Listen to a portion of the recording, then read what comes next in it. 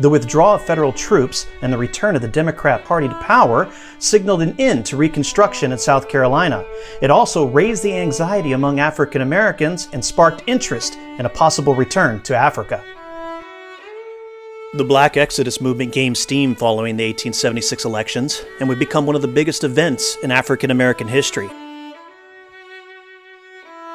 Black leaders in South Carolina formed a joint stock steamship company to recruit as many as 300 people to immigrate to Africa. Blacks from all over the U.S. began arriving in Charleston in January 1878 with hopes of gaining passage to Liberia off the west coast of Africa. The company then purchased a bark called the Azore, which arrived in Charleston in March. The Azore is most famously known for her maiden voyage when she carried 260 African American immigrants from Charleston to Monrovia, Liberia for resettlement.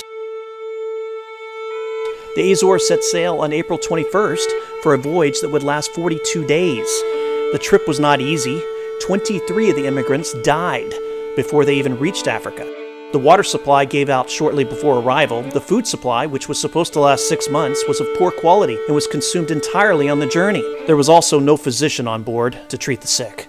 But the immigrants made it to Liberia and set to work building a new society. As for the bark Azore, she ended her maiden voyage to Africa on July 24th, landing once again in Charleston. The Liberian Exodus Company announced a second voyage in early 1879.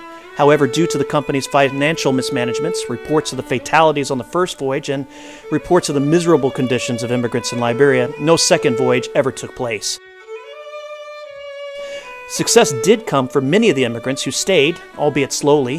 By 1890, the Azore's passengers were well represented among Liberia's most prominent citizens, and the offspring of these immigrants remain an important part of the country of Liberia to this day.